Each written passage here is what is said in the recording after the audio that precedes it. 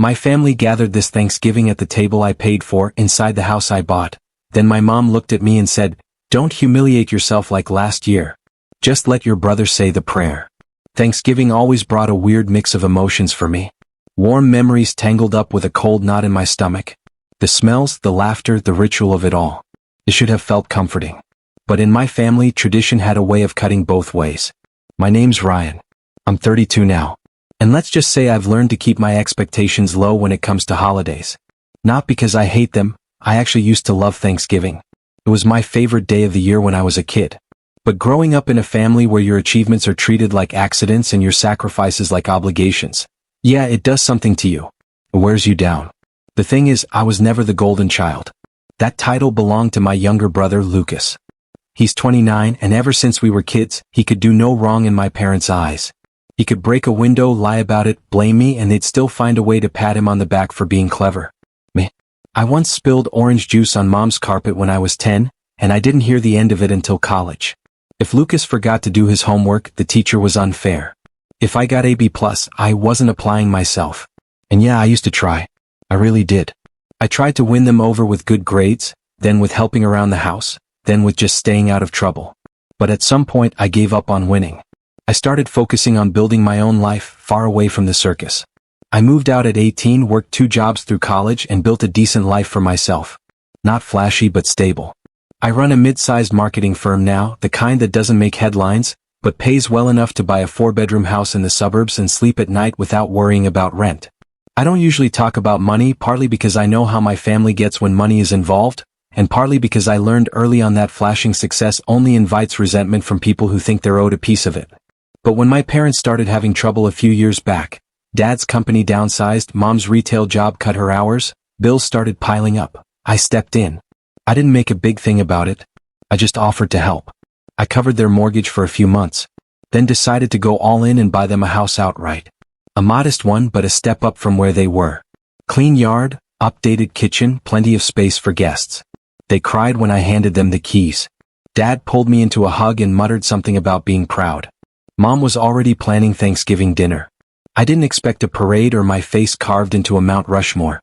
I just thought maybe, just maybe, they'd see me.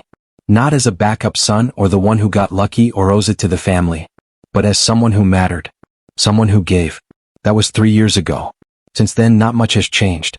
Lucas still shows up late to family events and gets praised for gracing us with his presence. He still borrows money and forgets to pay it back. He still skips holidays and calls in halfway through dessert with some excuse about work or traffic or his on-again, off-again girlfriend needing him. And my parents still cling to every word he says like he's the second coming. Me. I get asked why I didn't bring pie. Last year was rough. I'd offered to lead the Thanksgiving prayer, something my grandfather used to do before he passed. I just wanted to say a few words about gratitude, maybe acknowledge him, maybe make the moment meaningful. But before I could open my mouth, Mom cut me off with a tight smile and said, "Let's wait for Lucas. He should be the one to lead it." Never mind that he was over an hour late and texting from a bar. When he finally stumbled in, reeking of cologne and bourbon, she beamed at him like he was a war hero returning home. And when he slurred his way through a half-hearted prayer, no one blinked. No one cared. I remember sitting there, holding my glass of wine just a little too tightly and telling myself, next year, don't do this to yourself again. But I did. Because deep down, I still wanted to believe they'd come around. That maybe, just once, they'd see past the illusion and acknowledge what I'd given up for them, what I'd built for all of us. This year I told myself I'd play it cool. No expectations. Just dinner, then I'm out. I even offered to host it at my place. Big dining room, better kitchen, plenty of space. But Mom declined. She insisted on having it at her home. Which, I mean, fine. Even if I paid for it, even if the deed's in my name, I didn't push. Let her have it. So I showed up on time this year. Brought stuffing, wine, a caramel apple pie from this fancy bakery that I had to pre-order 3 weeks in advance. Everyone was already there.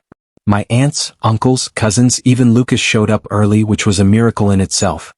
He greeted me with a "yo, big money," and slapped my back like we were college buddies. I smiled, gritted my teeth, and told myself to just survive the evening. Dinner was, well, dinner. Mom made her usual spread. Turkey, mashed potatoes, cranberry sauce that still held the shape of the can. Everyone gathered around the table, laughing too loudly, talking over each other. I took my usual seat at the end, the one Dad used to sit in before his sciatica started acting up. I noticed no one saved a seat for me at the center. That spot was for Lucas now, of course. Then came the moment. Mom stood up, clinking her glass. "All right, everyone, let's settle down." The room hushed. All eyes turned to her. She looked around with that practiced smile she always used at church bake sales. "Before we eat," she said, "I think it would be nice to have a few words." She turned toward me, and for a brief moment I thought maybe she'd let me. Maybe this was it. "Ryan," she said, her voice soft but sharp, "don't embarrass yourself like last year. Just let your brother lead the prayer." The words hit me like a slap. I felt the blood drain from my face. A few people chuckled. Lucas stood up, already raising his glass. I sat there, frozen, my hands in my lap, fingers curled tight. I could feel the heat crawling up my neck. And still I didn't say anything. Not yet. Not until dessert. Not until I brought out the box they made me swear I'd never open. If you'd looked at me during that moment, when Mom said those words, you probably wouldn't have seen much. I didn't flinch. I didn't raise my voice. I didn't say a word. I just nodded like I'd been corrected for speaking out of turn. Like I was some intern at a meeting who misunderstood his role. But inside something cracked. I stared down at the edge of my plate while Lucas mumbled his way through a prayer that sounded suspiciously copied from a meme. Everyone laughed at his closing line, "And may the turkey be less dry than last year," like it was the funniest thing in the world. Aunt Kathy clapped. Uncle Mike let out one of those loud, throat-clearing guffaws he always used when he wanted to seem more amused than he was. Even Dad chuckled, barely looking up from his wine glass. And me? I just sat there, slowly lifting my glass to my lips, praying that the bitterness in the wine would drown out the one swelling in my chest. I kept thinking, this is the table I bought. The roof over our heads is mine. The car in the driveway that Mom brags about? I made the last 3 payments on that. The kitchen she's cooking in? I paid for the renovation when the tiles started cracking. I paid for this life, and I was still expected to stay quiet. Dinner carried on like nothing had happened. Plates were passed. Compliments were thrown like rice at a wedding. "Oh, the stuffing's amazing, Linda." "Lucas, that story you told about your boss? Hilarious." "Ryan, can you pass the butter?" It was like I wasn't really there. Not as a person, just a utility. The guy who brought the pie. The guy who signed the check. Lucas sat across from me, leaning back with his hands behind his head like he owned the place. He wore this smug little grin that only I seemed to notice. He knew. He knew what Mom said had stung, and he liked it. Every now and then, he'd glance over and raise his eyebrows like he was daring me to react. But I didn't. Not yet. After dinner, people drifted toward the living room. The TV came on. Dad flipped between football and a rerun of some sitcom that's been canceled for a decade. I started clearing plates because, of course, I did. No one offered. No one said thank you. I just gathered them quietly, one by one, stacking them on the counter while voices and laughter filled the other room. That's when I overheard it. I hadn't meant to. I wasn't even eavesdropping. But the kitchen isn't far from the hallway, and I guess they thought I couldn't hear over the sound of the faucet. Lucas's voice, low but smug. "You think he's going to make a scene?" "Mom, no. He knows better. He always acts like he's above it, Lucas." All right, enough, Mom again. "He just takes everything so personally. I mean, for heaven's sake, he bought the house. You'd think he'd be humble about it." Lucas laughed. "Yeah. I mean, congrats on doing the bare minimum, right?" Then someone, probably Aunt Kathy, joined in. "At least you still show up, Lucas. Some people think money's enough." I stood there, a plate in my hands, staring at the backsplash tiles I paid to have installed. I felt cold. Not angry, not yet, just cold. Hollowed out. Like all the pieces of me that used to care were slipping through a crack I couldn't close. I finished the dishes. I dried my hands. I stepped into the hallway with a fake smile, like I hadn't heard a word. "Who wants pie?" I asked. My voice sounded far away even to me. "Oh." Mom lit up. "Did you bring that caramel apple one again? The one from last year?" I did. "Good boy," she said. "Good boy." I almost laughed. Like I was a Labrador. I sliced the pie, plated it, handed it out like a waiter at a family-friendly restaurant chain. No one noticed the slight tremor in my hands. Or maybe they did and didn't care. Either way, it didn't matter. I sat back down with a cup of coffee and forced myself to chew and swallow. Then came the moment. Lucas, grinning like the sun was stuck behind his teeth, said, "Hey Mom, should I show everyone the video?" She blinked. "What video?" "You know, the one from Vegas. The karaoke night." "Oh Lord, yes." She laughed. "Everyone has to see it. Ryan, you've got to hear this. Lucas singing Bohemian Rhapsody in this tiny little bar, and people were cheering like he was Freddie Mercury reincarnated. He was already pulling out his phone. I sat there, sipping coffee, nodding politely while he connected it to the TV. The video played. Lucas standing on a cheap stage, drunk and wobbling, slurring through the lyrics. The room roared with laughter. Someone clapped. Dad said, "That's my boy. That's my boy." I'd heard those words before.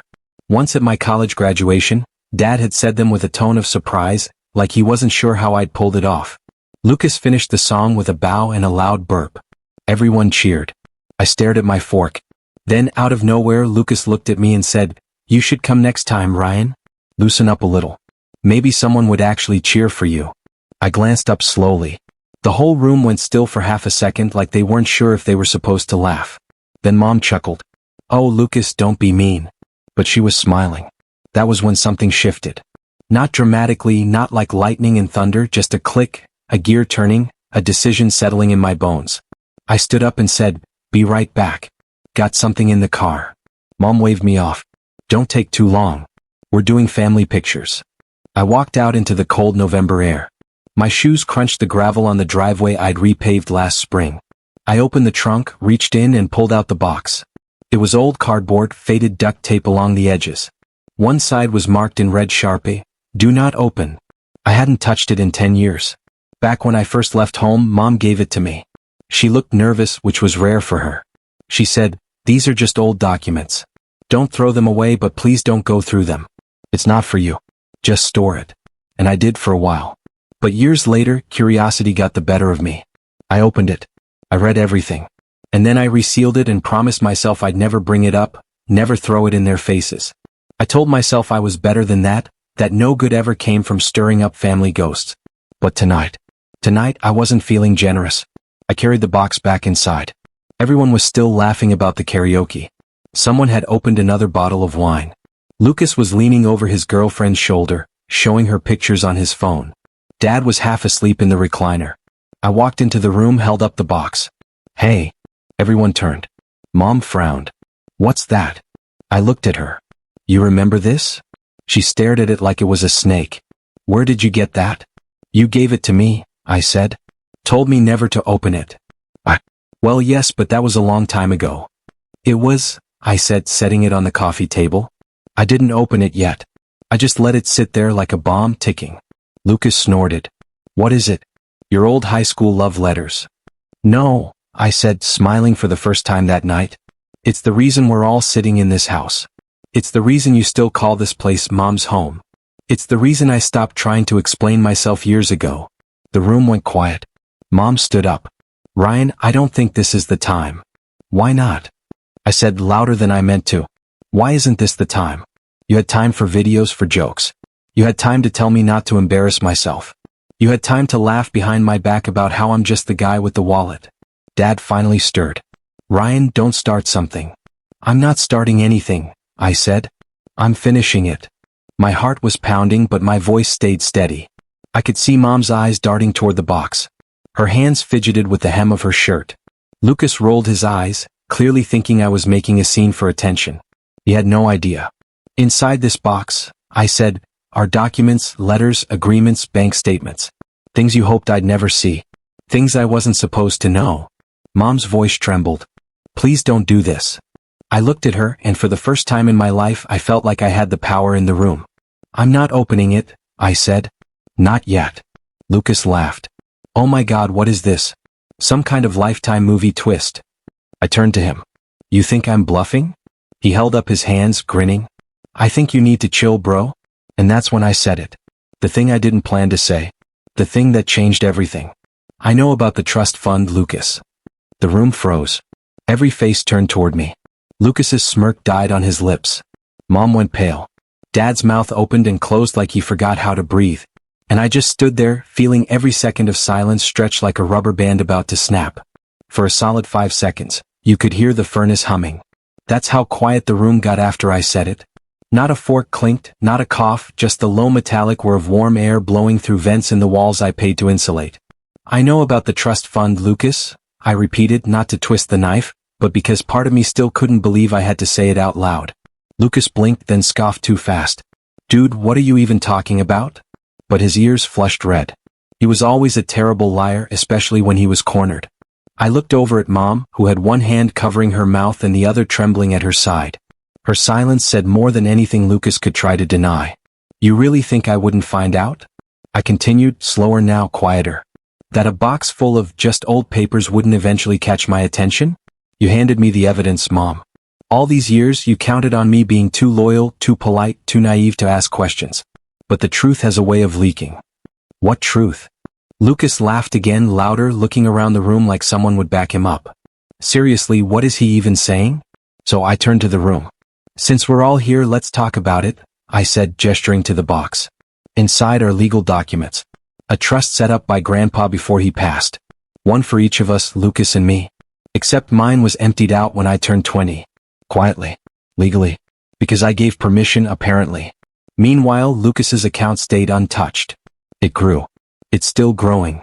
A gasp came from Aunt Marcy. Uncle Mike shifted in his seat, suddenly finding interest in his shoelaces.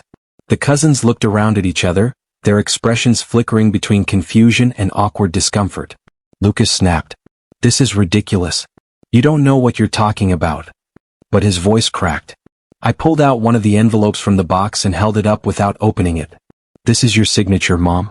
You co-signed the withdrawal request with Dad. I was 19. You told me I was signing a lease document for my dorm.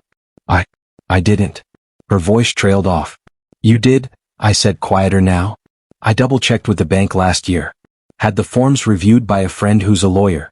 You cashed out my share of Grandpa's trust fund to cover the down payment on the lake house. The one Lucas crashed his jet ski into and then sold behind your backs. More gasps. Lucas flinched. Dad stood up, face beet red, but he didn't deny it. He didn't say a word. I never asked for anything, I said. Not when I found out. Not when I realized why you were so weird about that box. I swallowed it. Told myself it was just money, that maybe you needed it more than I did. So I worked. I paid for college myself. I ate ramen and worked graveyard shifts while Lucas partied with Grandpa's inheritance. Okay, you need to calm down, Dad finally said. This is not the time or the place. No, I raised an eyebrow. Seems like the perfect time. Everyone's here. Everyone who laughed when I was told not to embarrass myself. Everyone who watched me scrape mashed potatoes into their plates while Lucas showed off videos of himself drunk in Vegas. Lucas's face was red now. You're seriously doing this over what? Some money you were never going to use anyway? That's ancient history. It's not about the money, I said, though I knew that was only half true. It's about what it meant. What it revealed. That you never saw me as a son, just a resource. That you trusted Lucas with everything, including my share of the future, and left me to figure it out on my own. And when I made something of myself, you pretended like it was owed to you, like I was just fulfilling some debt. No one spoke for a long time. And then Mom, eyes wet but voice sharp, said, "We did what we had to do." That sentence broke something in me. Not because it was cruel, but because it was honest. Coldly, clinically honest. They had made a choice between sons, between futures, and they did what they had to do. I nodded. Okay, I said, and I picked up the box, tucked it under my arm, and walked out the door. No dramatic exit, no slamming, no tears, just silence. That was the last Thanksgiving I spent with my family. The first few weeks after that night were rough. Not in the soap opera way, no screaming matches, no lawsuits, but the quiet kind of rough. The kind where you wake up with phantom vibrations in your phone, half expecting a message that never comes. The kind where you go to make coffee and instinctively grab 2 mugs before remembering no one's visiting today. The kind where you sit in your car outside your own house, hand frozen on the ignition because part of you still wants to drive over and talk it out. I didn't though. I didn't reach out and they didn't either. At first I thought maybe I'd cave. Maybe Christmas would roll around and I'd show up with a bottle of wine and an apology I didn't mean just to keep the peace. But the more I sat with the silence, the more I realized how long I'd mistaken absence for peace. Just because things were quiet didn't mean they were okay. So I started over. It wasn't some grand cinematic rebuild. No Rocky montage or inspirational music. Just small things, intentional things. I cleared out the guest bedroom not because I was expecting guests, but because I realized I'd been keeping it ready for family who never stayed. I replaced the old framed photos in the hallway with pictures from solo trips I took but never displayed. Iceland, Kyoto, that hiking trail in Banff I nearly turned around on but didn't. I also started going to therapy, which honestly I should have done years ago. I didn't go to blame anyone or unload all my bitterness. I went because I needed to understand why it had taken me so long to draw boundaries. Why I still felt like a traitor for standing up for myself. Your family raised you to believe that love is conditional, my therapist said in our third session. It's not your fault that it feels unnatural to protect yourself, but it's your job now to learn. That hit hard. So I started learning. I read, journaled, went to those awkward social mixers where people try to make friends as adults and pretend it's not incredibly weird. I joined a rock climbing gym not because I liked heights but because the idea of failing over and over in public felt strangely therapeutic. I fell a lot but I got better. I got stronger. Business-wise things exploded. I don't know if it was the anger that fueled me or the clarity that came from finally dropping the emotional weight of my family, but I threw myself into work, landed a few massive clients, rebranded the company, hired a full-time staff. For the first time, I wasn't just getting by, I was thriving, and not to prove anything to anyone just because it felt good to finally invest in myself. People noticed. Friends I hadn't spoken to in years started reaching out.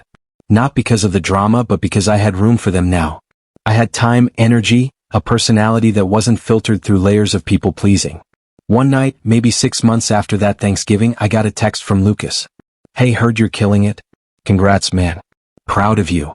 No apology. No mention of what happened. I didn't respond.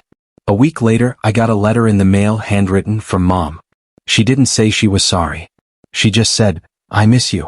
Things haven't been the same without you here. We didn't know how to handle everything. Maybe we made mistakes but you're still family. Please don't stay away forever. It sat on my counter for days. Then one night, I poured myself a drink, sat down at the kitchen table, and read it again and again, trying to find something in her words. Remorse, understanding, even guilt. But all I saw was regret for the consequences, not for the actions. She missed the benefits of me, the presence, the structure, the financial fallback. But not me. So I didn't reply. And yet, even with that distance, I felt better. Lighter. Lonelier, sure, but also real. Honest. For the first time in my life, I didn't feel like I was borrowing someone else's role in a family play where my character wasn't even given lines. I was Ryan, 32, independent, scarred, but healing, quietly building a life that no longer bent itself around people who didn't see my worth until it was too late. And then, just when I thought the past was fully behind me, a knock came at my door. It was my cousin Nathan, of all people, holding a flash drive and looking nervous. I think you should see this, he said. What was on that drive? That's when everything changed again. Nathan stood on my porch like a kid caught sneaking a cookie before dinner. Shoulders hunched, eyes darting, the flash drive in his hand trembling like it weighed 50 pounds. It was a warm spring evening, the kind where the air hums with possibility, but I could feel the storm behind his eyes. I hadn't seen him in months. He was one of the few family members I tolerated at gatherings. Quiet, observant, didn't get drunk and slap your back when you weren't in the mood for it. He was also the only one who'd sent me a message after Thanksgiving. A simple, hope you're all right, that I never answered. I stepped aside and let him in without a word. My cat, Winston, darted past his legs, unimpressed by dramatic entrances. We sat in the kitchen. No wine this time, just water and a thick silence between us. Nathan kept looking at the flash drive on the table like it might explode. What is it? I asked, voice low, controlled. He hesitated. Look, before I show you this, you need to know I didn't go looking for it. It landed in my lap. I raised an eyebrow. Okay. You know I do freelance IT work, right? I nodded, vaguely remembering that from a family barbecue a few years back, sandwiched between my uncle's racist jokes and Aunt Marcy's tirade about gluten. Well, a couple weeks ago Lucas called me. Said he needed help recovering files from an old laptop. Said it was urgent but also hush-hush. Offered me $500 just to come to his place and take a look. I blinked. Lucas offered you $500 to look at a laptop? Nathan nodded. Yeah, which was already suspicious, but whatever. Easy money. I go over, do my thing.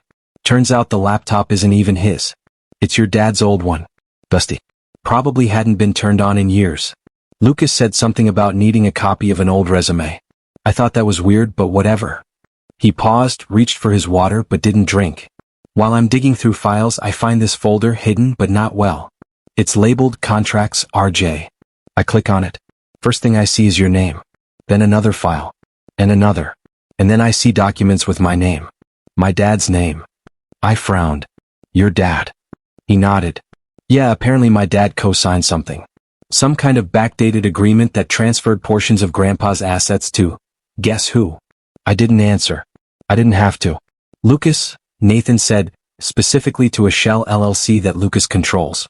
And there's more. Tax evasion schemes, undocumented transfers, a whole trail of forged or manipulated paperwork. He took a deep breath. I copied everything, then finished the job like nothing happened. Took my payment and left. I sat back. Cold crept up my spine. Why are you telling me this now? Nathan finally looked me in the eye. Because I thought you deserved to know. And because I think I might be on some of those papers too. I think Lucas used me. Used all of us as names to spread liability. If this stuff ever blew up legally, a bunch of us could get caught in the crossfire without even knowing we were involved. I stared at the flash drive. And you're sure it's all real? He slid it toward me. I triple-checked. And Ryan, it's bad. This isn't just favoritism anymore. It's theft, fraud, manipulation on a scale I didn't think Lucas was capable of. And your parents? They're in deep. I didn't touch the flash drive yet. My hands were steady, but my heart was hammering like a war drum. So, what do you want me to do with this? I asked. Nathan looked away. Honestly, I don't know. Part of me wants to burn it. But another part of me, the part that remembers every time our family acted like Lucas was made of gold and we were made of cardboard, that part wants justice. Or revenge. Or both. I nodded slowly. We sat there in silence for a long time. When he left, I walked him to the door. He stopped on the porch, turned back and said, "Just be careful, all right? Lucas is smarter than he looks and he's not above playing dirty." "I know," I said. He learned from the best. For the next 2 days I didn't eat much, didn't sleep. I was back in that numb, detached state I knew too well. But this time it wasn't from grief. It was clarity. Focus.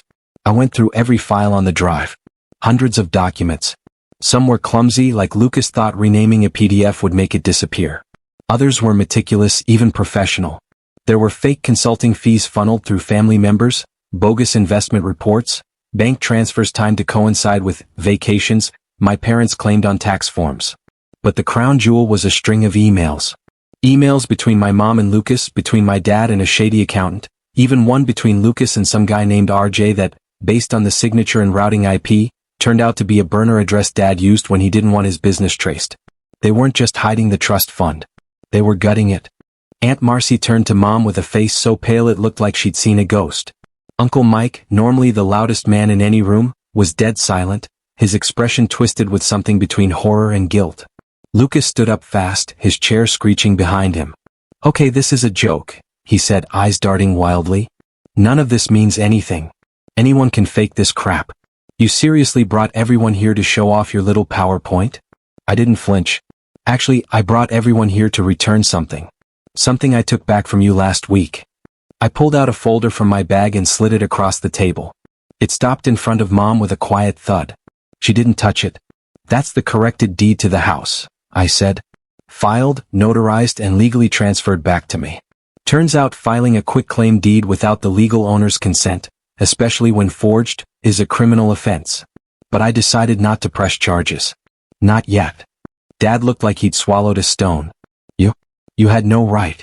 I cut him off. "No right? You gave up the right to honesty a long time ago. I paid for that house. You tried to steal it. Be grateful. I'm giving you 30 days to move out." Gasp. Cousins covering mouths. A glass tipped over. No one touched their dessert. "And Lucas," I added, turning to him, "I've already submitted everything from the flash drive to a forensic accountant. He's prepping a report for the IRS and the state auditor. You know that lake house you sold for cash after wrecking it? That'll be the first breadcrumb they follow." Lucas's face contorted into something between a sneer and a pout. "You'd really do that? You'd ruin your own family over some trust fund?" "You ruined it," I said. "I'm just shining a light on the wreckage." Nathan stood then quietly, calmly. "I'd like to add that I've also removed Lucas from all 3 of the tech investment groups he used my name to access. My lawyers are filing a civil claim this week for identity misuse." The hits kept coming. Aunt Marcy turned on Mom. "You told me there was nothing left. You said Dad went broke before the trust could be divided. You let me cash out my retirement early to help Lucas with that startup, the one that never existed." Mom didn't speak. Her eyes were glazed. I think she was in shock. And still I wasn't done. "One more thing," I said, reaching into my jacket. I pulled out a printed invitation, thick cardstock, gold foil trim. Next month, I'm launching a foundation in Grandpa's name, the Caldwell Legacy Trust. Scholarships for first-gen college students, financial literacy programs for at-risk youth, and a digital archive of every donation made in his name. Transparent. Accountable. Real. I walked over and placed the invitation in front of Mom. You always said you missed the way Thanksgiving used to feel, I said softly. This is what gratitude looks like. Not a seat at the table you stole, but building a new table entirely. I turned to leave. Lucas shouted something too fast, too incoherent to matter.